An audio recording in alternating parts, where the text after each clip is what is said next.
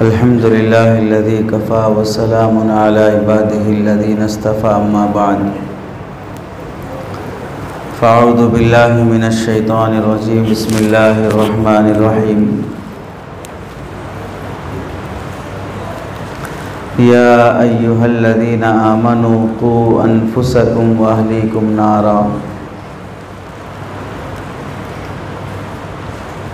सदक़ल्लाहुल अज़ीम वक़ाल नबी सल्लल्लाहु अलैहि वसल्लम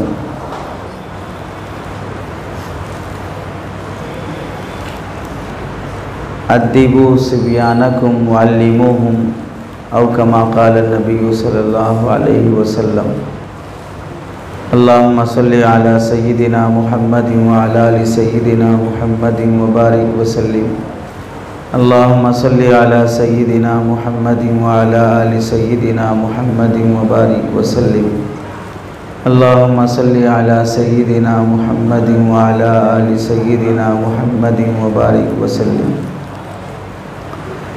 मेरे मोहतरम अज़ीज़ों, बुज़ुर्गों और दोस्तों, पर्दा नशीं ख़वातीन, आज हम सब लोगों का यहाँ कसीर तादाद में, बड़ी मिक़दार में जमा होना सिर्फ़ एक मकसद की खातिर है, और वो मकसद है हम अपने छोटे मासूम बच्चों और बच्चियों की तालीम और तरबियत की कैसे फ़िक्र करें। हम अपने बच्चों को मुसलमान, पक्का मुसलमान कैसे बनाएं। हमारे छोटे मासूम बच्चे जो हमारी गोदों में पलते हैं, हमारी मासूम बच्चियां जो हमारे समाज में रहती हैं, वो दीनी तालीम और दीनी तरबियत से कैसे आरास्ता हो जाए, उस फ़िक्र से हम यहाँ जमा हुए। कुरान मजीद की आयत में अल्लाह ताला इरशाद फरमाते हैं, या अय्युहल्लज़ीना आमनू, ऐ ईमान वालों। ये हम सब से अल्लाह फरमा रहे हैं, ऐ ईमान वालों, क़ू अनफुसकुम, अपने आप को बचाओ पहले, वाहलीकुम, और अपने ख़ानदान वाले घर वालों को बचाओ, नारा, दोज़ख की आग से। इसे एक आलिम दीन ने समझाया, आपकी घरवाली मिसाल के तौर पर कपड़े धो रही है, छोटे बच्चे को, दूध पीते बच्चे को हाल में या बिस्तर के पे कहीं लिटाई हुई है, छोटा बच्चा रेंगते हुए घर में जहाँ पर लकड़ियों का चूल्हा रहता है, अब तो गैस के चूल्हे आ गए, लकड़ियों के चूल्हे जहाँ चलते हैं, वो छोटा बच्चा रेंगते रेंगते रेंगते चूल्हे के पास जहाँ खाना बन रहा है या पानी गर्म हो रहा है नहाने के लिए, उस तक रेंगते हुए चला गया। 8 साल का, 10 साल का बच्चा ये देखा कि 3 साल का मासूम बच्चा, 2.5 साल का बच्चा, 2 साल का बच्चा रेंगते हुए चूल्हे तक चला गया। अब आप बताइए, ये 8 साल या 7 साल या 5 साल का बच्चा अपने इस 2 साल के भाई को चूल्हे के करीब जाता हुआ देखकर खामोश बैठेगा या वो पुकारेगा अम्मी अम्मी बोल के? पुकारेगा। क्यों पुकारेगा? कि मेरे इस भाई को इस चूल्हे की आग से बचा ले। अगर वो उठाकर बच्चे को हटा सकता है तो हटाएगा, वो नहीं हटा सकता है तो अम्मी को पुकारेगा। अब अगर वो 8 साल का, 5 साल का बच्चा पुकार रहा है कि अम्मी, बच्चा चूल्हे के पास चले जा रहा है, अब वो माँ कपड़े धोने में मसरूफ़ है, कोई पड़ोसन औरत उससे बात कर रही है तो उससे बातें कर रही है, या वो औरत सीरियल देख रही है तो सीरियल में मसरूफ़ है, उसने इस पुकारने वाले बच्चे की तरफ तवज्जो नहीं दी। आधे घंटे के बाद घर में रोने चिल्लाने की आवाज़ आई, क्योंकि छोटा बच्चा चूल्हे तक पहुंच गया, उसकी लकड़ियां इधर उधर किया, हल गया, गर्म पानी बच्चे पे गिर गया। अब वो मंज़र जो होगा आग का, गर्म पानी का, उस मासूम बच्चे पे जो गिरा है, वो जो चीखेगा, तड़पेगा, ये मंज़र देखकर बाप को थोड़ी देर के लिए बीवी पे गुस्सा आएगा और माँ भी बेचारी परेशान होगी, शर्मिंदा होगी, लेकिन सारा घराना मिलकर उस बच्चे को गर्म पानी या आग लगने की वजह से जो चमड़ा जल गया है उसे वापस लाकर नहीं दे सकते। जो नुकसान हो गया उसकी तलाफी नहीं हो सकती। समझ गए? अल्लाह ताला फरमाते हैं ऐसे ही तुम्हारे ये छोटे छोटे बच्चे रोज़ाना दोज़ख की आग की तरफ जा रहे हैं। जैसा ये मासूम बच्चा रेंगते हुए चूल्हे की तरफ जा रहा है, वैसा ये हमारे मासूम बच्चे स्कूल के ज़रिए से, कॉन्वेंट के ज़रिए से, हाई स्कूल की एजुकेशन से, कॉलेज की एजुकेशन से, फिल्मी दुनिया से हमारी ये नस्ल जहन्नम की आग की तरफ रोज़ाना जा रही है। आपके जो उलमा इकराम हैं वो 5 साल के 7 साल के बच्चे की तरह चीख रहे हैं कि अपने बच्चे को बचा लो, अपनी औलाद और अपनी नस्ल को बचा लो। ये दुनिया की चूल्हे की आग तो दिखती है, दोज़ख की आग अभी नहीं दिख रही है, लेकिन ये बच्चा गर्म पानी गिरने के बाद जो तड़प रहा है, इससे कहीं ज़्यादा दोज़ख की आग में हमारी नस्ल तड़पने वाली है। इसलिए पुकार कर कहते हैं कि ऐ ईमान वालों, अपने आप को और अपनी नस्ल को दोज़ख की आग से बचा लो।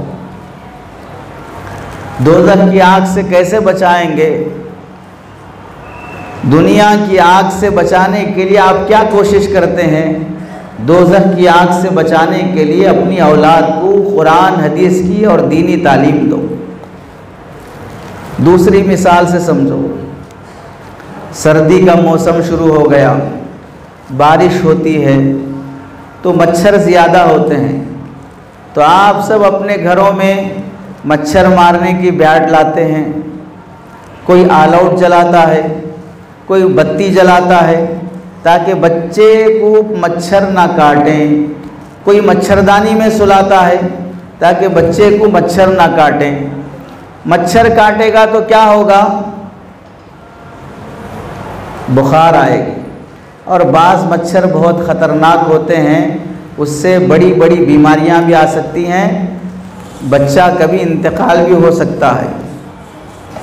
इस वास्ते हम पहले से ही बच्चों की जान की हिफाजत के लिए मच्छरदानी, ऑल आउट, बैट, किसी भी तरीक़े से बच्चों को मच्छर से बचाते हैं। अब आप देखें, बच्चा मच्छर से नहीं बचा और मच्छर ने काट लिया, बुखार आएगा, लाल हो जाएगा, या वो हिस्सा फूल जाएगा, या ज़्यादा से ज़्यादा इक्का दुक्का हज़ार में होगा जो मर जाएगा। लेकिन बताओ, मच्छर काटने की वजह से क्या कोई बच्चा दोज़ख में जाएगा? नहीं जाएगा। यकीनी बात है, नहीं जाएगा कि फ़लाँ शख्स को ख़बर का अज़ाब हो रहा है। क्यों हो रहा है? इस वास्ते कि उसे मच्छर काट लिया था। ऐसा कभी नहीं होगा। हम ये कहते हैं इस वक्त का बाहर का जो माहौल है वो सारा मच्छरों से भरा हुआ है। आपके बच्चे को कभी फिल्मों का मच्छर काट रहा है, आपके बच्चों को कभी फैशन का मच्छर काट रहा है, आपकी बेटियों को कभी गलत दोस्तियों के मच्छर काट रहे हैं, आपकी नस्ल को कभी नशे के मच्छर काट रहे हैं, कभी बीड़ी सिगरेट के मच्छर काट रहे हैं। ये मच्छर जब बच्चों को काटना शुरू करेंगे, नतीजा ये होगा कि ये नस्ल जहन्नम में जाएगी। क्या नहीं हो रहा है कि हमारी मुसलमान बेटियां गैरों के साथ नहीं भाग रही हैं? हमारी मुसलमान बेटियां क्या बॉयफ्रेंड नहीं बना रही हैं? क्या हमारी नौजवान नस्ल अरेंज मैरिज से ज़्यादा लव मैरिज को प्रमोट नहीं कर रहा है। हमारी मुसलमान नस्ल शादी होने के बाद भी, बीवी होने के बाद भी नाजायज़ ताल्लुकात में मुब्तला होती हुई नहीं दिखाई दे रही है।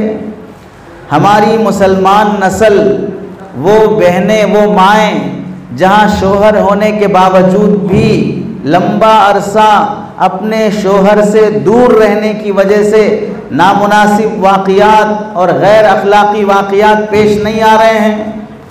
घरों में क्या ऐसे केसेस नहीं हो रहे हैं जहाँ पर हम शर्म से मुंह दिखाने के काबिल नहीं रहते? बताइए, ये सारे वो मच्छर हैं जो हमारी नस्ल को जहन्नम में ले जाएगी। जैसे अपनी औलाद को छोटे से मच्छर से बचाने के लिए कोशिश करते हो, अपनी औलाद को दोज़ख की आग, जो उससे बड़ी, मच्छर से भी बड़ी आग है, उससे बचाने की कोशिश करना चाहिए। और वो है जैसे मच्छरदानी ला लिए तो मच्छर पूरे बाहर, बच्चा अंदर महफूज रहता है, वैसा अपनी औलाद को मस्जिद की, मदरसे की, दीन की, कुरान की तालीम के माहौल में ला लिए तो सारे फसादात और फितने बाहर, बच्चा अंदर महफूज रहेगा। ये अपनी नस्ल और अपनी औलाद को जहन्नम की आग से बचाने का रास्ता है। तीसरी बात, आप जानते हैं कि आदमी शादी करने के बाद पैसा कमाता है, ज़ाती घर बनाता है, ज़मीनें ख़रीदता है। जैसे जैसे उम्र ढलती है तो उसकी सोच ये होती है कि मेरे बच्चों को अच्छा प्रॉपर्टी छोड़ के जाना, मेरे बच्चियों की शादी अच्छी करना, मेरी औलाद को थोड़े पैसे ज़्यादा जमा करके मरना। इस नीयत से हम में जितने लोग कमा रहे हैं, हम में से कोई है जो इस नीयत से कमा रहा है कि मैं इस वास्ते कमा रहा हूँ कि मरते वक्त सारा साथ लेके जाना है।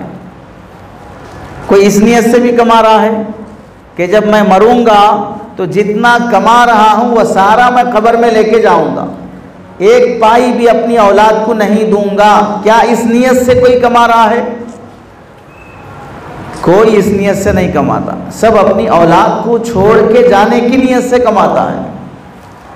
आप बताइए, जैसा अपने बच्चों और बच्चियों को आप प्रॉपर्टी छोड़ना चाहते हैं, छोड़ के मरना चाहते हैं, मकान दे के मरना चाहते हैं, पैसे दे के मरना चाहते हैं, जेवर दे के मरना चाहते हैं, क्या हमें ये एहसास नहीं होता मकान, प्रॉपर्टी, जेवर, माल, ये सब देने वाले अल्लाह का दीन भी दे के मरूं, ये ख्याल नहीं आता? माल दे के मरना चाह रहे हैं, माल कैसे यूज़ करना चाहिए। ज़मीन दे के मरना चाह रहा हूँ तो ज़मीन कैसे यूज़ करना चाहिए। प्रॉपर्टी दे के जाना चाह रहा हूँ तो प्रॉपर्टी कैसे यूज़ करना चाहिए। क्या वो एडवाइस, वो तरीक़ा दे के मरना नहीं चाहेंगे? तो जैसे हम प्रॉपर्टियाँ छोड़ के दुनिया से जाना चाहते हैं, वैसे हमें यह फ़िक्र हो कि हमारी नस्ल को हम अल्लाह और उसके रसूल का दीन भी दे के मरें।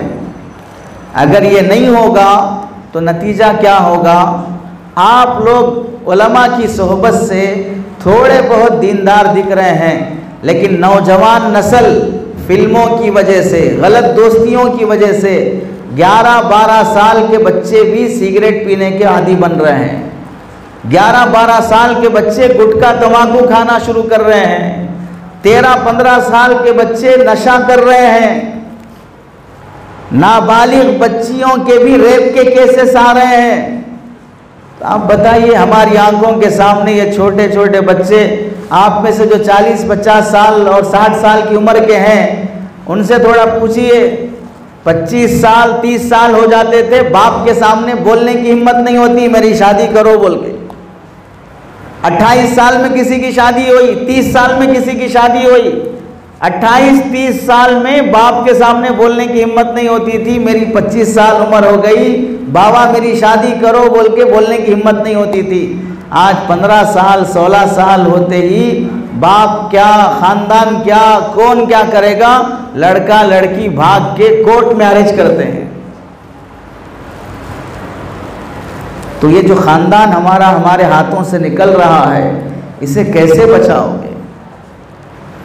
आप देखो गांव देहातों में, आपके एरिया में कितनी बार आपने देखा नहीं होगा कि मुसलमान बुर्का पहनी हुई लड़की, बुर्का पहनी हुई औरत मंदिर में मौजूद है, बुर्का पहनी हुई औरत चर्च में मौजूद है, दाढ़ी है, एक मुसलमान शख्स है, शराब की दुकान पर शराब खरीद के बाहर निकल रहा है। कितने ऐसे वाक़यात आपने अपनी आंखों से देखा नहीं? ये इतना बड़ा जुर्म है, इतना बड़ा गुनाह है। इसे एक मिसाल से समझो, अगरचे के गैरत और शर्म जिस आदमी को होती है उसे ये मिसाल बहुत ख़तरनाक लगती है, लेकिन ये मिसाल बिल्कुल है ऐसी ही जिसे मैं समझने के लिए बताना चाह रहा हूँ। हम में से अगर किसी इंसान की शादी हो गई, उसका शोहर लायक है, नालायक नहीं है, बीवी का हर हक पूरा कर सकता है, उसे चूड़ियाँ हो, जेवर हो, कपड़े हो, खाना हो, घर हो, मकान हो, जो होना है उसे दे सकता है, उसकी निस्वानी ज़रूरत भी वो पूरी करने की ताकत रखता है। उसके बाद भी अगर कोई औरत अपना शोहर होने के बावजूद किसी दूसरे मर्द को राज़ी करने की कोशिश करे, किसी दूसरे मर्द के साथ रहने की कोशिश करे और उसका शोहर उसे देख ले कि मेरी औरत दूसरे मर्द के साथ है, तो ये गैरत रखने वाले मर्द को गुस्सा आएगा या नॉर्मल लाइट ले लेगा? गुस्सा आएगा। इस मामले को लाइट में नहीं लेगा, इग्नोर नहीं करेगा। क्यों नहीं करेगा? मैं जब हर चीज़ और हर ख्वाहिश पूरी करने तैयार हूँ और कर रहा हूँ, तो मेरे होते हुए मेरी बीवी किसी और के पास कैसे? आदमी को गुस्सा आएगा, बर्दाश्त नहीं करेगा। अगर दिमाग सटिया गया तो फिर कभी आदमी अपनी बीवी का मर्डर भी कर देता है, मार देता है कि मेरी इज्जत का सवाल है। इतना गुस्सा आ जाता है मर्द को।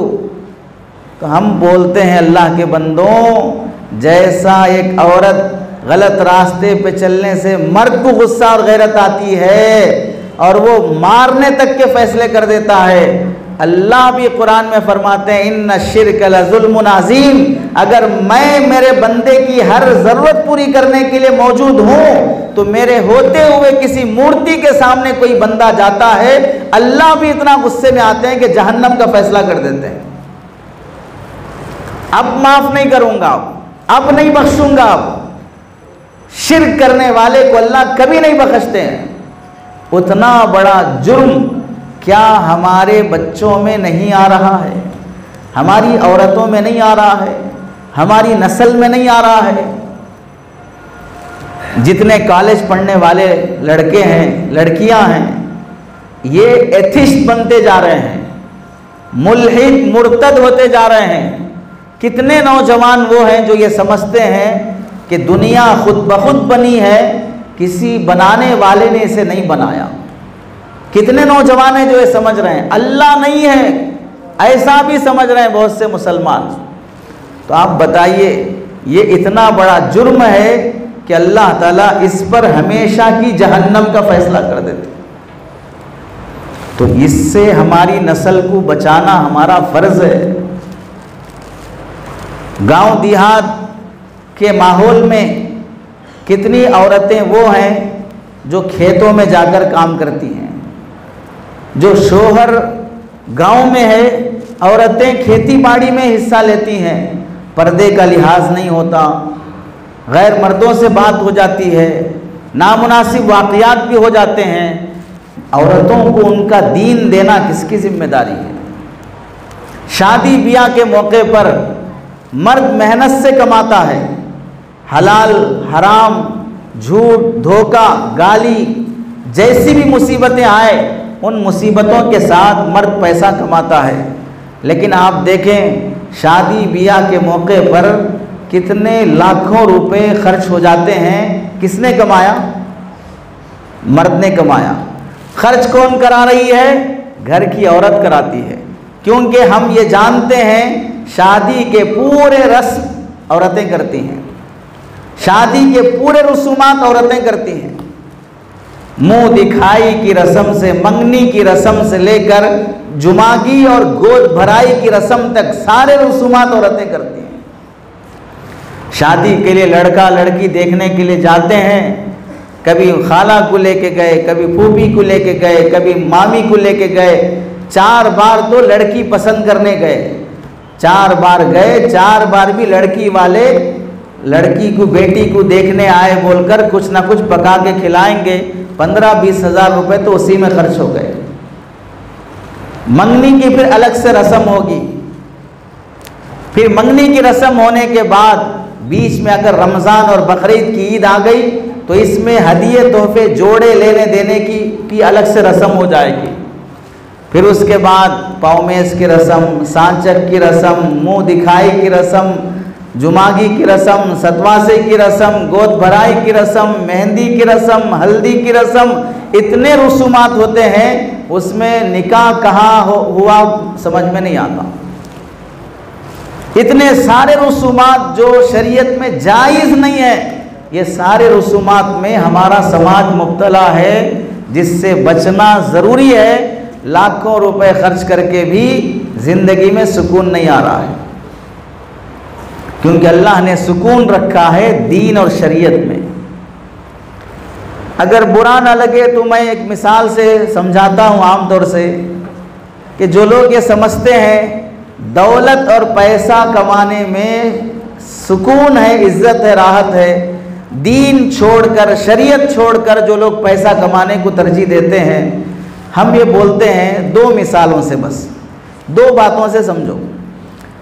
आप ये बताओ, बच्चे को दीन सिखाना, कुरान सिखाना, हाफिज़ बनाना, आलिम बनाना, इससे पैसा नहीं मिलता, दौलत नहीं आती। इसलिए बच्चों को डॉक्टर, इंजीनियर, लॉयर जो बनाते हैं बिल्कुल बनाइए। लेकिन हम ये पूछते हैं, पहली बात, मौलवी साहबों के पास पैसे कम रहते, तनख्वाहें कम रहती, मस्जिद की इंतज़ामिया क्या देती है सब जानते हैं, इतना सब कुछ है। लेकिन हम ये पूछते हैं, जब इनके पास, हमारे पास इतना ज़्यादा पैसा नहीं रहता है, तो बैंक से लोन लेने वाले कौन लोग होते हैं? जिसके पास पैसा नहीं है उसे ज़रूरत पड़ती है ना कर्जे लेने की। तो हमारे पास पैसा नहीं है तो हमें पैसे लेने की ज़रूरत हमें होना चाहिए, कर्जे हमें लेना चाहिए। लेकिन लाखों रुपए के सूदी कर्जों में कौन लोग मुब्तला रहते हैं? जिसे समझते हैं कि पैसे वाले लोग हैं, वही लोग सूदी कर्जों में मुब्तला रहते हैं। दूसरी बात, मियाँ बीवी के झगड़े, ख़ानदान के झगड़े, प्रॉपर्टियों के झगड़े, एक दूसरे की दुश्मनी, एक दूसरे से नफरत, खुला, तलाक, ये सारे केसेस सबसे ज़्यादा उलमा में पेश आ रहे हैं या अवाम में पेश आ रहे हैं? अगर घर में सुकून है तो तलाक देते कोई। घर में अगर राहत से जी रहे हैं मियाँ बीवी तो खुला होती कभी? क्यों हो रही है खुला तलाक? उलमा के कितने खुला तलाक हुए, हुफ़ाज़ के कितने खुला तलाक हुए? सुकून राहत अल्लाह ने दौलत में नहीं रखी है, दीन में अल्लाह ने सुकून राहत रखी है। इस वास्ते आप देखो, इंजीनियर हैं, डॉक्टर हैं, लॉयर हैं, टीचर हैं, बिजनेसमैन हैं, उसके बावजूद भी कितने बच्चे साहब? 2 बच्चे। ये ज़माने में नहीं पाल सकते ज़्यादा बच्चों को। मौलवी साहब आपके कितने बच्चे? अल्हम्दुलिल्लाह 5 बच्चे हैं। तनख्वाह क्या है? 12-15 हज़ार तनख्वाह है, आराम से पल रहे हैं बच्चे। मालूम क्या हुआ? दौलत है, बरकत नहीं है। यहाँ दौलत नहीं है लेकिन बरकत है, दौलत नहीं है लेकिन बरकत है। 8 घंटे ड्यूटी कर रहे हैं हम लोग दौलत के वास्ते, लेकिन 2 घंटे ड्यूटी करना नहीं चाहते बरकत के वास्ते। नमाज छोड़कर, दीन छोड़कर जो कमाई होती है उससे बरकत नहीं आती है, उससे नहूसत आती है। तो अल्लाह ने कुरान मजीद में फरमाया कि अपनी औलाद को जहन्नम की आग से बचाओ। चौथी बात, कुरान मजीद में अल्लाह ने पहले पारे में हज़रत याकूब अलैहिस्सलाम के बारे में फरमाते हैं, अम कुंतुम शुहदा इद हदर याकूब अल मौत इद क़ाल लिबनीहि मा तअबुदून मिन बादी क़ालू नअबुदु इलाहक व इलाहा आबाइक इब्राहीम व इस्माईल व इसहाक़ इलाहन वाहिदा व नहनु लहु मुस्लिमून। इसमें अल्लाह क्या फरमाते हैं, तुम सबको मालूम है सब लोगों को कि याकूब अलैहिस्सलाम की मौत के वक्त, वफ़ात के वक्त क्या हुआ था मालूम है। अल्लाह पहले पूछना चाह रहे हैं, अम कुंतुम शुहदा, क्या तुम लोग मौजूद थे, क्या तुम्हें मालूम है, इज़ हज़र याकूब अल मौत, जब हज़रत याकूब अलैहिस्सलाम की वफ़ात का वक्त करीब आया तो क्या हुआ मालूम। ये सवालिया अंदाज खुद अल्लाह ताला का अपने बंदों को झिझोड़ने के लिए है। कभी अपने अंबिया की हिस्ट्री मालूम कर लो, कभी अपने असलाफ की तारीख मालूम कर लो कि क्या हुआ था एक वक्त में। याकूब अलैहिस्सलाम कौन है? याकूब अलैहिस्सलाम नबी हैं, उनके वालिद इसहाक़ अलैहिस्सलाम नबी हैं, उनके वालिद इब्राहीम अलैहिस्सलाम नबी हैं, याकूब अलैहिस्सलाम के बेटे यूसुफ अलैहिस्सलाम नबी हैं। नबी बेटा, वालिद नबी, दादा नबी, परदादा नबी, परचाचा नबी, ये सब 5-6 सिलसिलों से घर में नबूवत चल रही है। हमारे ख़ानदान में एक हाफिज़ हो गए, बहुत खुशी की बात, एक मौलाना बन गए, बहुत खुशी की बात। अब उलमा की औलाद उलमा बनना मुश्किल होते जा रहा है, हाफिज़ के बच्चे हाफिज़ बनना मुश्किल होते जा रहा है। उसके वजूहात अलग हैं। एक वजह यह भी है कि हम हाफिज़ साहब को इतना तंग कर दिए, अब हाफिज़ साहब तौबा कर लिए, जितना मुझे तंग कर रही है कौम, मेरे बच्चों को तंग नहीं करना, इस वास्ते हाफिज़ नहीं बनाना। मुझे जितना तंग कर रही है इमाम साहब को, खतीब साहब को, फला मुफ्ती साहब को, इतना तंग मेरे बच्चों को नहीं करना। एक वजह यह भी हो सकती है, 5 पीढ़ियों से नबूवत चलती आ रही है। ऐसा दीनदार घराना जब हज़रत याकूब अलैहिस्सलाम की दुनिया से वफ़ात का वक्त आया, अपने बेटों को जमा किया। और अल्लाह के बंदों, बेटे कोई 8 साल 5 साल के बेटे नहीं हैं। याकूब अलैहिस्सलाम की वफ़ात के वक्त यूसुफ अलैहिस्सलाम नबी बन चुके थे वफ़ात के वक्त। तो जिनकी नस्ल में नबी मौजूद है, अपने बेटों को जमा करके पूछते हैं, इद क़ाल लिबनीहि मा तअबुदून मिन बादी, मेरे बच्चों, मेरे दुनिया से जाने के बाद तुम किसकी इबादत करोगे, किसके दीन पे चलोगे। बच्चों से पूछ रहे हैं, जिसके ख़ानदान से 5 पीढ़ियों से ख़ानदान में नबी बनते आ रहे हैं, उनके ख़ानदान में कभी डाउट होगा कि उनकी औलाद बिगड़ जाएगी। हाफिज़ साहब का बच्चा बिगड़ गया तो बोलते तुम्हारे अब्बा हाफिज़, तू कहीं को ऐसे काम कर रहा है, ये तो नबियों का सिलसिला है, तो इनके ख़ानदान में बिगाड़ कैसे आ सकता है। लेकिन बाप को अपनी जिम्मेदारी निभाना है। बाप दुनिया से जाते हुए फिक्र कर रहा है कि मेरी औलाद मेरे बाद क्या करेगी। ये नहीं पूछा मा ताकुलून मिन बादी मा तशरबून मिन बादी मा तलबसून मिन बादी, मेरे बाद क्या खाओगे, क्या पियोगे, क्या पहनोगे, कैसे रहोगे, मेरे बाद किसकी इबादत करोगे। बच्चे कहते हैं नअबुदु इलाहक व इलाहा आबाइक इब्राहीम व इस्माईल व इसहाक़ इलाहन वाहिदा व नहनु लहु मुस्लिमून। अब्बा जान, हम आपके अल्लाह की इबादत करेंगे, हम हज़रत इब्राहीम के अल्लाह की इबादत करेंगे, हम मुसलमान बनकर रहेंगे। इस वाक़ये के तहत में उलमा लिखते हैं, नबी को जब अपनी औलाद के बारे में फ़िक्र है दुनिया से जाते हुए, तो हम सबको अपनी औलाद के बारे में कितनी फ़िक्र होना चाहिए कि हम जब दुनिया से जाएं तो हमारे बच्चे ईमान पर ज़िंदा रहें। अब औलाद को दीन और ईमान पर ज़िंदा रखना है। हम क्या कर रहे हैं, बच्चे को स्कूल में एडमिशन करवाएं, कॉलेज में एडमिशन करवाएं, मिशनरीज स्कूलों में पढ़ाते हैं, ईसाइयों के स्कूलों में, कट्टर इस्लाम के दुश्मनों के स्कूलों में पढ़ाएंगे और ये कहेंगे वहाँ इंग्लिश अच्छा पढ़ाते हैं, वहाँ मैथमेटिक्स अच्छा पढ़ाते हैं, वहाँ फिज़िक्स अच्छा पढ़ाते हैं, वहाँ फला अच्छा पढ़ाते हैं। वहाँ का पढ़ा हुआ बच्चा डिग्री वहाँ 100% फीसद पास हो जाएगा, अच्छे रैंक से वो पास होगा। इस नीयत से दुश्मनों के स्कूलों में हम पढ़ाएंगे, रिजल्ट क्या निकलेगा उसकी मिसाल देखो।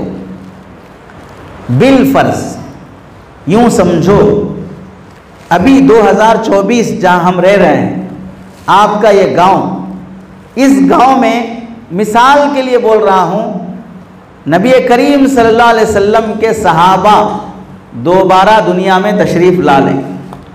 वैसे तो कोई आएंगे नहीं, सहाबा दुनिया में तशरीफ़ ला लें, समझ रहे हैं?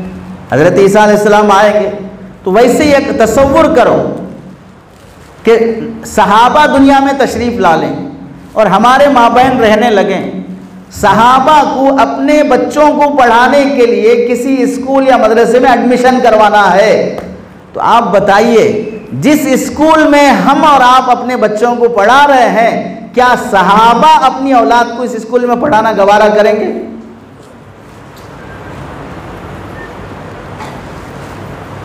अगर नहीं समझे थोड़ा पीछे लौटो।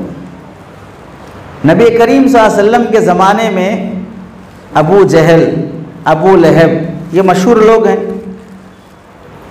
इमेजिन करो, तसव्वुर करो कि नबी के ज़माने में अबू लहब एक स्कूल खोलता, अबू जहल एक स्कूल खोलता, तो कितने सहाबा थे जो अबू जहल की, अबू लहब के स्कूल में अपने बच्चों को एडमिशन कराते? कितने सहाबा थे? तो फिर बताइए, ये बात तो बड़े साफ को बोलते हैं, अबू जहल के स्कूल में सहाबा एडमिशन नहीं दिलाते, अबू लहब की स्कूल में सहाबा एडमिशन नहीं दिलाते, तो फिर इस वक्त की अबू जहल की स्कूल, इस वक्त की अबू लहब की स्कूल, इस वक्त के दुश्मनाने इस्लाम की स्कूलों में एडमिशन कराते हुए ये क्यों एहसास नहीं होता कि मैं अपने बच्चे को अबू लहब की स्कूल में एडमिशन करा रहा हूँ, जहाँ योगा कराया जाता है, सूर्य नमस्कार कराया जाता है, जहाँ प्रार्थना कराई जाती है, जहाँ देवी के सामने सरस्वती देवी हर स्कूल में रखी जा रही है, क्योंकि बच्चों को ये सिखाया जा रहा है अगर इस देवी के सामने तुम हाथ जोड़ोगे, प्रार्थना करोगे तो तुम्हें एजुकेशन अच्छा आएगा। लक्ष्मी देवी हर स्कूल में रखी जा रही है, क्योंकि धन ये लक्ष्मी है, पैसा लक्ष्मी है, इसकी तुम पूजा करोगे तुम मालदार बनोगे। सरस्वती और लक्ष्मी की पूजा जिन स्कूलों में कराई जा रही है वहाँ मेरा बच्चा पढ़ रहा है, तो आप बताइए कि मेरा बच्चा अबू जहल के स्कूल में नहीं तो कहाँ पढ़ रहा है फिर, जो कुफ्र की दावत देने वाले हैं। ऐसे स्कूलों में एडमिशन कराने के बाद क्या बाप की जिम्मेदारी नहीं होती कि मैं उसे अंग्रेज़ी और दुनियावी तालीम सिखाने की ज़रूरत महसूस कर रहा हूँ, उस बच्चे को कुरान कौन सिखाएगा, उस बच्चे को मुसलमान कौन बनाएगा? छठवीं बात ये समझें, बच्चों की तालीम और तरबियत की जिम्मेदारी दो लोगों पर होती है, पहले माँ बाप, दूसरे टीचर्स, असातिज़ा। ये दो लोगों पर बच्चों की तालीम और तरबियत की जिम्मेदारी होती है। अगर माँ बाप अपने बच्चों की तरबियत नहीं करेंगे, उन्हें तालीम नहीं देंगे, तो हज़रत अली रज़ी अल्लाह तआला अन्हु फरमाते हैं, लैसल यतीमुल्लज़ी क़द मात अबाहु फ़इन्नल यतीम यतीमुल इल्मि वल अदबी। यतीम वो नहीं है जिसका बाप दुनिया से चला गया, बल्कि हमारी नज़र में यतीम वो भी है जिसका बाप होते हुए उस बच्चे की सही तरबियत नहीं किया, उसे सही तालीम नहीं दिया, गोया कि वो बाप होते हुए भी मर जाने के हुक्म में है। बच्चे की दीनी तालीम और तरबियत नहीं करना गोया कि बाप मरने के हुक्म में है। पहली जिम्मेदारी माँ बाप पर आती है अपनी औलाद की तरबियत की, दूसरी जिम्मेदारी टीचर्स और असातिज़ा पर आती है अपने नस्ल की जिम्मेदारी और उनकी तरबियत। अगर ये लोग तरबियत नहीं करेंगे तो ये बच्चे तरबियत कहाँ से पाएंगे, कहाँ जाके सीखेंगे? कुरान मजीद की और एक आयत, इक़रा बिस्मि रब्बिकल्लज़ी खलक़, पढ़ो उस अल्लाह के नाम से जिसने पैदा किया है। ये कुरान मजीद की वो आयत है जो सबसे पहले पूरे कुरान में सबसे पहले उतरने वाली आयत ये आयत है। अल्लाह के नबी बने हैं इन्हीं आयतों से, यानी सबसे पहले नबी बनने की अलामत, नबी बनने का ज़ुहूर इन्हीं आयतों से हुआ है। इक़रा बिस्मि रब्बिकल्लज़ी खलक़। इस आयत में अल्लाह क्या फरमाते हैं? पढ़ो अल्लाह के नाम से जिसने पैदा किया है। हज़रत अली मियां नदवी रहमतुल्लाह अलैह फरमाते हैं, इस उम्मत को सबसे पहले ईमान का हुक्म नहीं मिला, नमाज का हुक्म नहीं मिला, रोज़े ज़कात का हुक्म नहीं मिला, इस उम्मत को सबसे पहले पढ़ने का हुक्म मिला है, एजुकेशन का हुक्म मिला है, पढ़ो सबसे पहले। तो जिस उम्मत को सबसे पहला मैसेज उसके अल्लाह की तरफ से एजुकेशन का आया है, वो उम्मत कैसे इलिटरेट हो सकती है, कैसे जाहिल बन के रह सकती है? तो पढ़ाना अपनी औलाद को सबसे बड़ी जिम्मेदारी है। यहाँ बीच में एक बात समझ लें, लोग ये समझते हैं हमारे मौल साहब, हमारे हजरतां, ये सब पढ़ाओ का मतलब है कि हाफिज़ बनाओ आलिम बनाओ, हाफिज़ बनाओ आलिम बनाओ, ये बोलते रहते। डॉक्टर बनाओ, इंजीनियर बनाओ, लायर बनाओ, फलां बनाओ, ये भी ज़रूरी है। हमने कभी नहीं कहा कि अपनी औलाद को doctor, engineer, lawyer, IAS IPS मत बनाओ, हमने कभी नहीं कहा। मेरे किसी बयान में आज तक नहीं है कि वो मत पढ़ाओ, बल्कि मैं बेअदबी करते हुए ये जुर्अत करता हूँ, चैलेंज करते हुए मैं बोलता हूँ, मुझे रिज़ल्ट दिखाओ, मुझे रिज़ल्ट दिखाओ। रिज़ल्ट कैसे? सच्चर कमेटी की रिपोर्ट ये है, मुसलमानों में से 2% जो चिल्ड्रंस हैं वो मदरसे में एडमिशन लेते हैं, 98% बच्चे वो स्कूलों में एडमिशन लेते हैं। तो ज़्यादा फिगर किधर है? स्कूलों में है। वो शॉर्ट किधर है? वो मदरसों में है। हम ये पूछते हैं, मदरसों में 2% बच्चों को लेकर उलमा ने इतनी मेहनत की कि हर गांव को हाफिज़ दिया, हर गांव को इमाम दिया, बड़े बड़े शहरों में शेखुल हदीस भी दिया, फ़क़ीहुल असर भी दिया, मुहद्दिस भी दिया, ज़रूरत के बक़दर उलमा दिए। 98% बच्चे स्कूल और कॉलेज वाले लेने के बाद हम पूछते हैं, आपने कौम को कितने IAS ऑफिसर दिए, IPS ऑफिसर दिए, कितने लायर्स दिए, कितने जजेस दिए? आपके इस गांव में कितने IPS ऑफिसर हैं बताइए मुसलमान? कितने IAS ऑफिसर हैं बताइए मुसलमान? कितने जज बनने के काबिल हैं मुसलमान? कितने लायर बने सच्चे मुसलमान? कितना फिगर हमको मिल रहा है बताइए? फिर क्यों बोलते हो कि उलमा ये पढ़ो, ये नक्को पढ़ो, फलां पढ़ो? हम बोलते हैं फालतू कर रहे हो, बर्बाद कर रहे हो अपनी नस्ल को। एक ढंग का डॉक्टर कौम को नहीं मिलता, एक ढंग का लायर कौम को नहीं मिलता, एक ढंग का IPS नहीं बन सकता, IAS नहीं, पुलिस कांस्टेबल नहीं बन सकता है, क्या वो IAS बनेगा? जब हिम्मत ही नहीं है तो फिर क्यों अपनी औलाद की जिंदगियां बर्बाद करते हैं? तो अपनी औलाद की दीनी तालीम और तरबियत हमारा फरीज़ा है। और एक बात यहाँ ये भी समझें, ये हमारे मासूम बच्चे, अल्लाह के नबी अलैहिस्सलाम हदीस में फरमाते हैं, बच्चा जब 7 साल का हो जाए उसे नमाज का हुक्म दो, 10 साल का हो जाए तो नमाज ना पढ़े तो उसे मारो। ये हदीस सब लोगों ने सुनी। इस हदीस का मतलब भी समझो। आप जब 7 साल की उम्र में अल्लाह के नबी फरमाते हैं बच्चे को नमाज पढ़ने के लिए बोलो। आपका बच्चा 7 साल की उम्र में नमाज पढ़ने के लिए बोले आप उसे। अब आप बताइए, बेटे ने पलटकर आपसे पूछा कि 7 साल की उम्र में नमाज पढ़ने क्यों मुझे बोल रहे हो, नमाज क्या है बताओ, नमाज कैसा पढ़ना बताओ। तो आप बताइए, जब नमाज का हुक्म आप देंगे तो नमाज सिखाना ज़रूरी है या नहीं है? ज़रूरी हुआ। 7 साल के बच्चे को नमाज पढ़ो बोल रहे हैं तो 7 साल के बच्चे को नमाज सिखाना ज़रूरी हुआ। तो 7 साल के बच्चे को नमाज कब सिखाएंगे?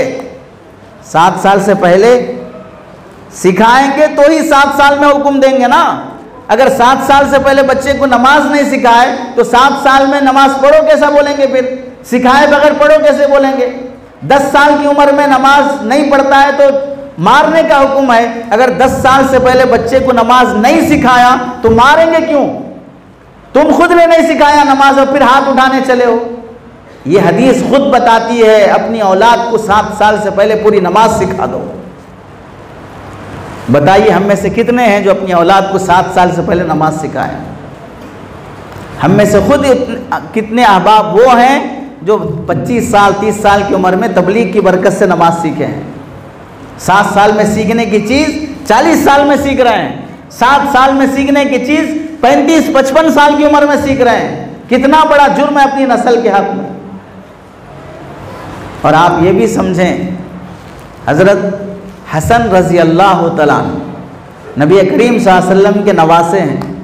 हसन हुसैन रज़ी अल्लाह तआला अन्हु सब जानते हैं, मुहर्रम का महीना इन्हीं के नाम से मशहूर है। हज़रत अबुल हवरा रहमतुल्लाह अलैह जो ताबई हैं, इन्होंने हज़रत हसन से पूछा आप अपने बचपन का कोई वाक़या सुनाइए। हज़रत हसन रज़ी अल्लाह तआला अल्लाह के नबी दुनिया से इंतकाल फरमाते वक्त, रिहलत फरमाते वक्त हज़रत हसन रज़ी अल्लाह तआला की उम्र 8 साल की थी। 8 साल के बच्चे थे हज़रत हसन। तो हज़रत हसन क्या फरमाते हैं, 2-4 बातें फरमाई, उसमें से एक बात हज़रत हसन ने गिनवाया रज़ी अल्लाह तआला। हज़रत हसन फरमाते हैं मैंने पूरी 5 टाइम की नमाजें मैंने अपने नाना से सीखी हैं। किससे सीखी हैं? क्या उम्र थी हज़रत हसन की दुनिया से, अल्लाह के नबी दुनिया से तशरीफ़ ले जाते वक्त? 8 साल की उम्र। तो हज़रत हसन फरमाते हैं नाना से मैंने पूरी नमाजें सीखी हैं। तो क्या मालूम हुआ, 7 साल से पहले अल्लाह के नबी ने सिखा दिया था नमाजें, जो बड़ी उम्र तक भी हज़रत हसन को याद हैं। हम में से जितने बड़े लोग बैठे हैं, जो नाना हैं, दादा हैं, कितना अपने नवासों को नमाज सिखाए, कितना अपने पोतों को नमाज सिखाए। किसकी जिम्मेदारी है सिखाना? हम में से जितने लोग शिकायत करते हैं ये जो जनरेशन है बहुत ख़राब है, बहुत बिगड़ गया, बहुत ख़राब हो गया, बहुत एडवांस हो गए, ये सारी फालतू की बातें करने से ज़्यादा अगर हम में का हर आदमी अपनी नस्ल को सुधारता, अपने बच्चों को सिखाता, उन्हें कंट्रोल करता, उन्हें अपने अखलाक देता, उन्हें दीन की तालीम देता, तो क्या हम सबको यही शिकायत कर होती कि हमारी नस्ल बिगड़ रही, हमारी नस्ल बिगड़ रही? उसके लिए अब करना क्या चाहिए? जब ये बात समझ में आई कि औलाद की तरबियत हमारी जिम्मेदारी है, इन्हें पढ़ाना सिखाना हमारी जिम्मेदारी है, अगर नहीं पढ़ाएंगे नहीं सिखाएंगे तो नस्ल ख़राब हो जाएगी। काम क्या है? इस वक्त मस्जिदों में जो हजरात इमामत करते हैं, हुफ़्फ़ाज़ और उलमा, इनकी निगरानी में सुबह में शाम में घरों में मकतब चलते हैं, मस्जिदों में मकतब चलते हैं, तो अपने बच्चों को मकतब भेजने की कोशिश। और जो लोग मालदार हैं, हैसियत वाले हैं, मस्जिद के ज़िम्मेदार हैं, उनकी ज़िम्मेदारी है अपनी मस्जिद में फ़ैन ख़राब हो गया बदलो, गर्मी का मौसम है एसी लगाओ, चटाइयाँ उठा के कालीन बिछाओ, रमज़ान आ रहा है पेंट नया कराओ, वो गेट ख़राब है नया गेट डलवाओ, ये मोल्डिंग हटाकर दूसरी बनाओ, ये नल ख़राब हो गए दूसरे नल डलाओ। ये जितना पैसा मस्जिदों पे खर्च किया जा रहा है, उस पैसे को उलमा के मशवरे से खर्च करने के आदी बनकर मस्जिद के मकतब को मजबूत करने की कोशिश करो। मकतब के बच्चों की तालीम को मजबूत करने की कोशिश करो। मैं करीब में ही एक बात पढ़ा और मुझे बहुत ताज्जुब लगा। हज़रत उस्मान रज़ी अल्लाह तआला पहले सहाबी हैं जिन्होंने मस्जिद नबवी की बहुत ज़्यादा तौसी फरमाई। हज़रत उमर पहले फरमाया, उसके बाद हज़रत उस्मान ने फरमाई।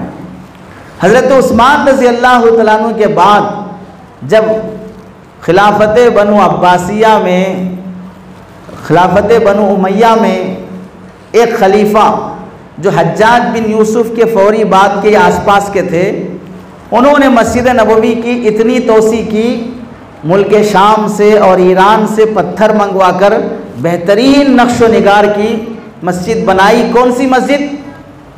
मदीना मुनव्वरा की मस्जिद नबवी। आप देख रहे हैं वहाँ के पिल्लेर, वहाँ का खूबसूरती, वहाँ का नक्शो निगार कितना बेहतरीन है।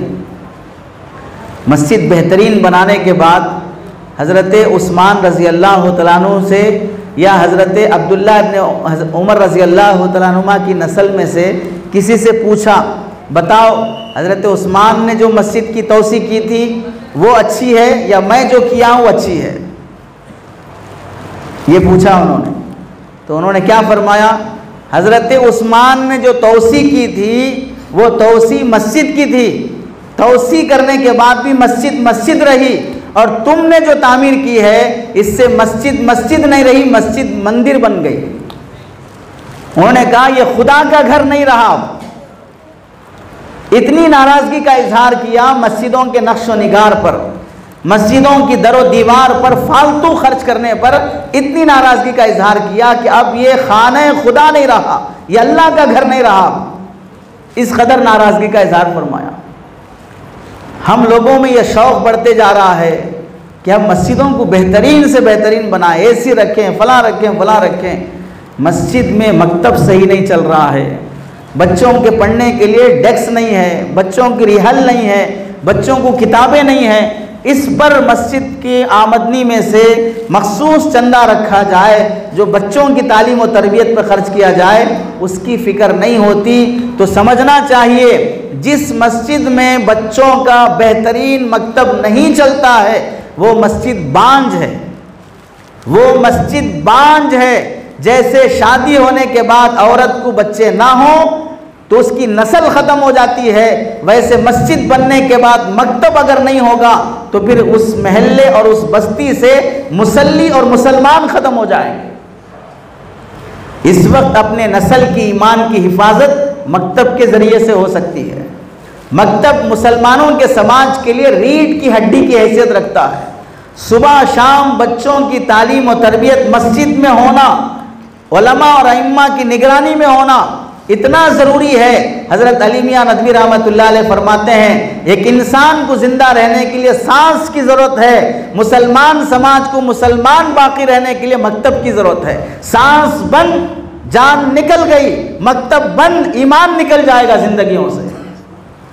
हज़रत अली मियाँ नदवी रहमतुल्लाह अलैह फरमाते हैं जितना अगर किसी मुसलमान मर्द या औरत के हाथ से कुरान गिर गया तो माथे पे लगाते हैं, चूमते हैं, हैबत में आते हैं, सलातुत तौबा पढ़ते हैं, सदका खैरात करते हैं।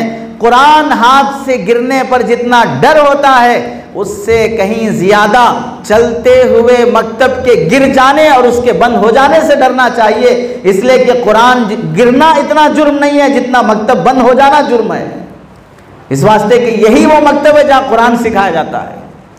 कुरान का गिरना तो बड़ा गुनाह समझा जाता है, मकतब का ना चलना, मकतब का बंद हो जाना कोई गुनाह नहीं समझा जाता। मस्जिद का मीनार ज़रूरी नहीं है, मस्जिद को एसी ज़रूरी नहीं है, मस्जिद को बेहतरीन कलर पेंट ज़रूरी नहीं है। मस्जिद को सबसे ज़्यादा मकतब की ज़रूरत है, मस्जिद को सबसे ज़्यादा पढ़ने वाले, आबाद रहने वाले बच्चों की ज़रूरत है। हज़रत सईद इब्नुल मुसय्यब रहमतुल्लाहि अलैह हज़रत अबू हुरैरा रज़ी अल्लाह तआला अन्हु के दामाद हैं, अजल्ले ताबईन में से हैं। जब कभी वो छोटे बच्चों को मस्जिद में पढ़ता हुआ देखते तो ठंडी सांस लेके फरमाते मुझे इन मासूम बच्चों के पढ़ने से जन्नत की खुशबू आती है, मुझे इन मासूम बच्चों से जन्नत की खुशबू आती है। और फरमाते ये हमारी कौम के रहबर हैं, यही बच्चे हैं जो आगे जाने के बाद हमारी उम्मत को संभालेंगे, हमारी नस्ल को संभालेंगे। आज के छोटे हैं, आज कुरान हदीस पढ़ लेंगे, बाद में आने वाली नस्ल को ये संभालेंगे, ये पढ़ाएंगे। हज़रत सुफियान इब्न उयैना रहमतुल्लाहि अलैह और कई अकाबिरीन के बारे में लिखा है, एक बुज़ुर्ग बीमार हो गए, पेशाब बंद हो गया, पेट फूलना शुरू हो गया, बहुत इलाज करा लिया।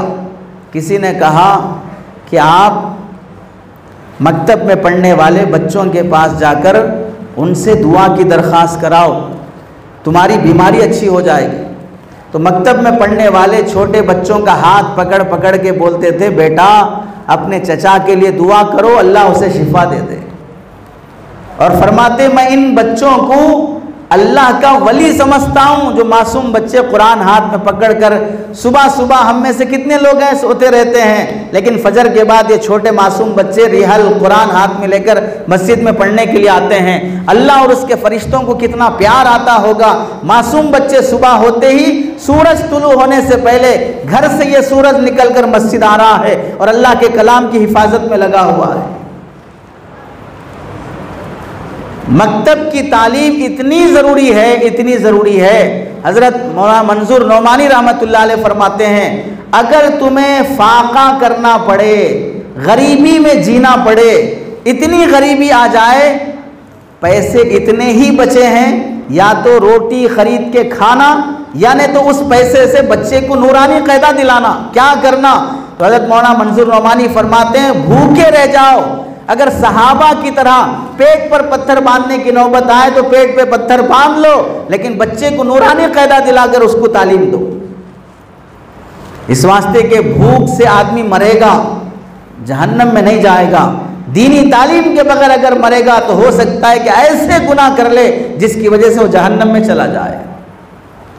इस वास्ते फाके बर्दाश्त करके भी अपनी औलाद को दीनी तालीम दो। हज़रत इमाम अबू हनीफा रहमतुल्लाहि अलैह अपने बेटे हम्माद को पढ़ाने के लिए एक मौल साहब के पास भेजे और वो उस्ताद ने इमाम अबू हनीफा के बेटे को सूरह फातिहा याद कराया। इमाम अबू हनीफा रहमतुल्लाहि अलैह इतना खुश हुए, उन्होंने फरमाया, मेरे बेटे को आपने सूरह फातिहा पढ़ाया है। खुशी में इमाम अबू हनीफा रहमतुल्लाहि अलैह आज से 1350 साल पहले 1350 साल पहले इमाम अबू हनीफा ने 500 चांदी के सिक्के उस्ताद को हदिया किया। 500 दिरहम 1350 साल पहले, कोई मामूली बात है। अभी मैं मौलाना से जिक्र कर रहा था, मेरे बचपन की ही बात इतनी है, मैंने 50 रुपये में बकरे का गोश्त ख़रीदा है 1 किलो, 50 रुपये में। मेरे बचपन में जो मुझे याद है, 13.5 रुपये में 1 लीटर पेट्रोल मैं ख़रीदा हूँ, 13.5 रुपये में। 1350 साल पहले 500 चांदी के सिक्के कितने अहम होंगे, लेकिन क्यों हदिया कर रहे हैं? मेरे बच्चे को आपने कुरान सिखाया है। कुरान में क्या? सूरह फातिहा सिखाए।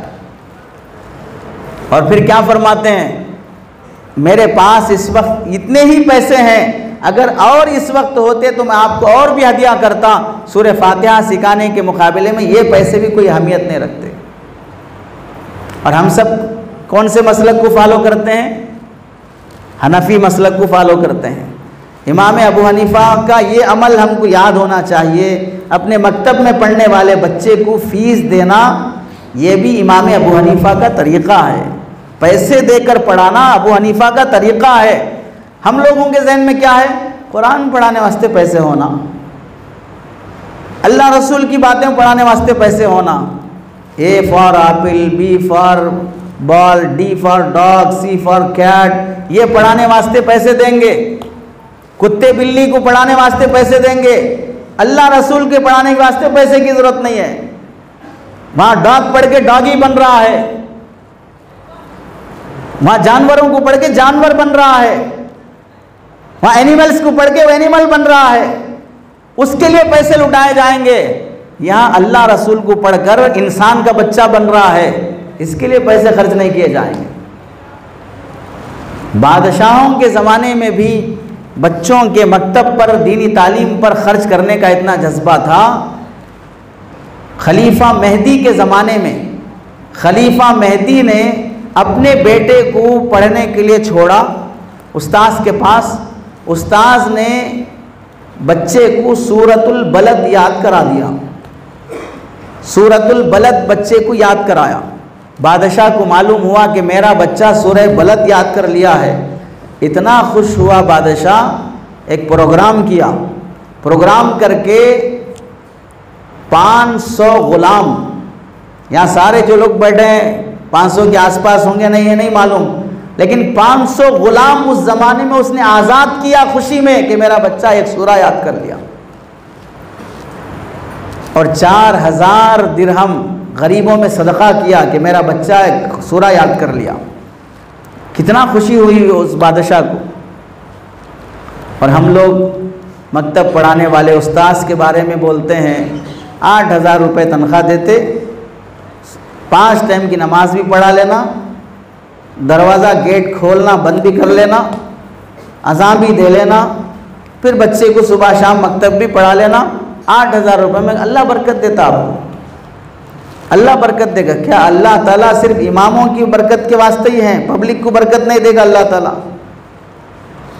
जब हम जहाँ पर काम करते हैं, हमारा सेठ भी आपकी तनख्वाह और सैलरी में से ऑफ काट लेकर वो भी ये बोले अल्लाह बरकत देगा आपको, रख लो जाओ, तब क्या होगा? हम कमाने के लिए अपनी औलाद को कुवैत, सऊदीया, दुबई, हैदराबाद, चेन्नई, मुंबई जहाँ जहाँ भेज रहे हैं, वहाँ जाने के बाद बच्चा अपनी सैलरी में से ऑफ सैलरी डालकर ये बोले अब्बा कंपनी में इतना ही सैलरी दी, और ये बोले अल्लाह बरकत देगा आपको, रख लो। तब तो लड़ने जाएंगे, तब कोई बरकत का लफ्ज़ याद भी नहीं रहेगा। और जब अइम्मा की खिदमत करने का मौका आता है तो अल्लाह बरकत देगा आपको। ये खियानत है, ये उम्मत के रहबरों के हक़ में बदतमीज़ी है, ये कुरान हदीस की नाकदरी है। मकतब मजबूत होने के लिए अपनी नस्ल पर पैसा खर्च करना ज़रूरी है। ये नस्ल की ईमान और दीन की हिफाजत का वाहिद ज़रिया है। इस वास्ते माँ बाप की जिम्मेदारी है अपने बच्चों को मकतब भिजाना, और मकतब की तालीमात और ज़रूरियात पर जो खर्च होता है खुशी से खर्च करना ये ज़रूरत है। और ज़िम्मेदारों की ज़रूरत है। मस्जिद में नक्श व निगार, दरो दीवार, ये खूबसूरती, ये मस्जिद तोड़कर वो, ये तोड़कर वो, इस पर उम्मत का पैसा बर्बाद करने से ज़्यादा कोई घर ऐसा खाली ना हो जहाँ पर मस्जिद में बच्चा ना आता हो। खुशी इस बात से होती है जब हमारी सफ़ों के दरमियान में माशाअल्लाह आपके हर सफ़ में नज़र आ रही है कि बच्चे बैठे हुए हैं। जब तक हमारी ये कौम अपने सफ़ों में, अपनी गोदों में, अपने पीछे हमारे छोटे मासूम 7 साल, 5 साल, 8 साल के बच्चों को लिए बैठे नज़र आएगी, ये दलील है कि बाप जाने के बाद बेटा आगे आएगा। बाप नमाजी था, अब बेटा नमाजी बनेगा। जिस दिन ये नज़र आएगा कि हमारी सफ़ों में बच्चे नज़र नहीं आ रहे हैं, वो हमारे मातम करने का दिन है, वो हमारे मातम करने का दिन है, रोने का दिन है कि हम जाने के बाद हमारी नस्ल अब मस्जिदों में दिखाई नहीं देगी। कितने वो लोग हैं, छोटे मासूम बच्चे नमाज के लिए आते हैं और सफ़ों में खड़े हो जाते हैं, वज़ू खाने पर नल ऑन करके छोड़ देते हैं, तो बहुत से लोग डांटते, गुस्सा करते, नाराज़ होते, सफ़ में आगे आ गया गिरेबान पकड़ के पीछे कर देते। ये बच्चों पर जुल्म है, ये नहीं करना चाहिए। बच्चा पहले आया, शौक़ से खड़ा हुआ, कितना खुशी होगी अगर छोटा बच्चा, आप देखो 8 साल 7 साल के बच्चे को नींद होती नहीं होती है, उसे नींद होती है, लेकिन माँ उसे उठाकर वज़ू करवा कर उसे घर से भिजा रही है। सुबह सुबह कुत्ते भी होते हैं, डाकू चोर भी हो सकते हैं, कुत्ता काट सकता है, लेकिन माँ भरोसा करके बेटे की तरबियत की खातिर मस्जिद भिजा रही है, और कोई नामुनासिब शख्स इस बच्चे का गिरेबान पकड़ के खींच रहा है, पीछे खड़ो, बाहर जाके खड़ो, यहाँ नहीं खड़ना। तो आप बताइए, बच्चे अगर मस्जिद से कट गए, नमाजियों से नफरत में आ गए, तो बाहर जाके बैठेंगे गलियों में, चबूतरों पर, कट्टों पर, बस स्टैंडों पर, झाड़ों के नीचे, तो हाथ में मोबाइल होगा, कोई फिल्म होगा, कोई गाना होगा, कोई नाचने वाली होगी, कोई अय्याशी की फिल्म होगी, कोई गंदी फिल्में होंगी। ये बच्चे जब वो वीडियो गेम्स और वो कार्टून्स और वो फिल्म्स देखकर उनका दिमाग जब ख़राब होना शुरू होगा, इन्हीं में से जो इनके साथ बदतमीज़ी करते हैं, बड़े होने के बाद बच्चे जवान बनेंगे, अब के जो जवान हैं वो बूढ़े हो जाएंगे, छोटी छोटी बातों पे मर्डर के वाक़यात पेश आ जाते हैं। क्यों? इन मासूम बच्चों को बचपन से मस्जिद में होना था, ये बचपन से गलियों में गोटियां खेलते हुए नजर आ रहे हैं, बचपन से कैरम बोर्ड में, बचपन से वीडियो गेम में, बचपन से फला जगह पर। अफसोस से कहना पड़ता है, शहरों की बड़ी बड़ी मस्जिदों में करोड़पति लोग हैं, मालदार लोग हैं, लखपति लोग हैं, किसी का बेटा लंदन में, किसी का बेटा अमेरिका में, किसी का बेटा यूके यूएस में, बर्तानिया में, अलग अलग जगहों पर औलाद है। शहरों की टॉप लेवल की मस्जिदों में मकतब नाम की चीज़ नहीं चलती है। कितना अफसोस, कितना मातम करने का मकाम है। फिर भी उसके बावजूद भी मस्जिद के उन जिम्मेदारों को एहसास तक नहीं होता। हमारी मस्जिद में कालीन अच्छी है, हमारी मस्जिद का पेंट अच्छा है। हर साल 3 लाख रुपए खर्च करती है मस्जिद सालाना पेंट कराने पर। 2-3 साल के बाद कालीन बदल देते हैं, लेकिन मस्जिद में मकतब नहीं, इमाम की तनख्वाह नहीं बढ़ी, मुअज्जिन की तनख्वाह नहीं बढ़ी। उस पर अफसोस, उस पर गम तक नहीं होता। इसलिए वास्ते मैं बहुत दुख से कहना पड़ता है, कितने मुसलमान मस्जिदों के ज़िम्मेदार वो हैं जहां अइम्मा इकराम मजबूर होते हैं उस ज़िम्मेदार की मौत की दुआ मांगने पर, उस ज़िम्मेदार की बर्बादी की दुआ मांगने पर। दुआ निकलना तो दूर की बात, बद्दुआएं गैर इख्तियारी निकल जाती हैं। ये किस वजह से कि उम्मत दरो दीवार पर पैसे लुटाने के लिए तैयार है, लेकिन उम्मत मस्जिद की ज़रूरतों को, जो बुनियादी ज़रूरत है कि नस्ल को तालीम देना, बच्चों को कुरान हदीस की तालीम देना, उस पर तवज्जो नहीं दे पाती। इस वास्ते माँ बाप अपनी औलाद पर पैसा खर्च करें। मालदार बाहैसियत लोग मस्जिदों के निज़ाम में ये चीज़ ज़रूर शामिल करें कि मस्जिद मकतब के बगैर खाली नहीं होगी। मस्जिद की खिदमत की तनख्वाह अलग दी जाएगी, मकतब की खिदमत की तनख्वाह अलग दी जाएगी। हाथ पकड़ें, अपने अइम्मा और हुफ़ाज़ से मन्नत समाजत करें, उनसे मोहब्बत से मनाएं कि आप बाहर की मसरूफियत छोड़कर मस्जिद को थोड़ा सा 1.5 घंटे 2 घंटे का टाइम दे दो। हम आपकी जो खिदमत कर सकते हैं करेंगे, लेकिन हमारे बच्चों को पढ़ाओ, हमारे बच्चों की ईमान की हिफाजत करो। आप तो इधर रहते हैं, पता नहीं हालात क्या हैं। शहरों के हालात तो इतने बिगड़े हुए हैं, देखा नहीं जा सकता।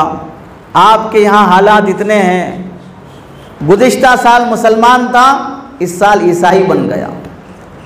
गुज़िश्ता साल लड़की घर में थी, इस साल गैर के साथ भाग गई।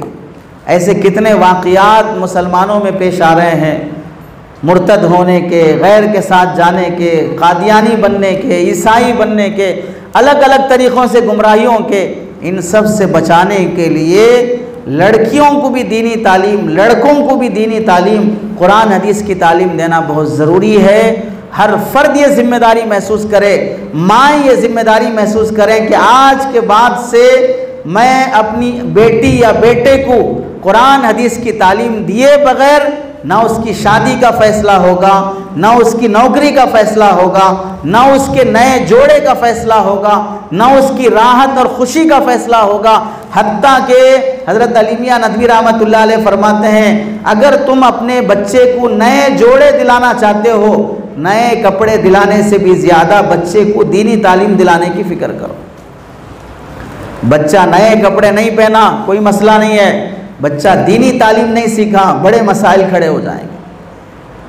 हमें अफसोस से कहना पड़ता है, 15 साल एक बार हम सफ़र से वापस आ रहे, एक जगह सुनसान एरिया में देखा, अकेला 13 साल का बच्चा नशे में खड़ा हुआ है।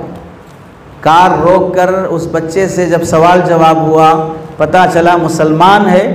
गाड़ियों में रात के 11 बजे वो बच्चा सुनसान जगह पर मिला। गाड़ियों में दोस्तों ने प्लान बनाया, गांव से बाहर जाकर शराब पी के आएंगे। 13 साल का बच्चा शराब पीकर दोस्तों में आपस में कुछ झगड़ा हो गया, दोस्त अकेला छोड़कर उसे चले गए। सुनसान जगह पर है, कोई जानवर खा लेता, कोई दूसरा दुश्मन उसे कत्ल कर देता, कोई मॉब लिंचिंग हो जाता। अब अफसोस ये है 11 बजे रात के बच्चा घर में नहीं है, माँ बाप को फिक्र तक नहीं है इतने बजे बच्चा बाहर क्यों गया, और वो नशा किए हुए सड़क पर मिल रहा है। इसलिए बहुत ज़रूरत है तरबियत की। मकातिब हमारे बच्चों की तरबियत की जगह है। सुबह शाम की दीनी तालीम मस्जिदों में जो होती है, हमारे बच्चों की तरबियत का ज़रिया है। महल्लों में अगर कोई औरत हाफिज़ा, आलिमा या मदरसा पढ़ी हुई है, उसके पास, उस बाजी के पास लड़कियों की तालीम हमारी नस्ल की ईमान की हिफाजत का ज़रिया है। इस वास्ते आप हजरात से, ज़िम्मेदारों से, माँ बाप से ये दरख्वास्त है कि कोई मस्जिद मकतब से खाली ना हो, किसी का घर ऐसा ना हो जहाँ पर बच्चा मकतब ना पढ़ता हो। सब ये कोशिश करें कि मकतब के निज़ाम को, बच्चों के दीनी तालीम के निज़ाम को मजबूत किया जाएगा। अल्लाह से दुआ है कि अल्लाह ताला हम सब को अमल की तौफीक नसीब फरमाए। आमीन व आखिर दावाना अनिल हम्दुलिल्लाहि रब्बिल आलमीन।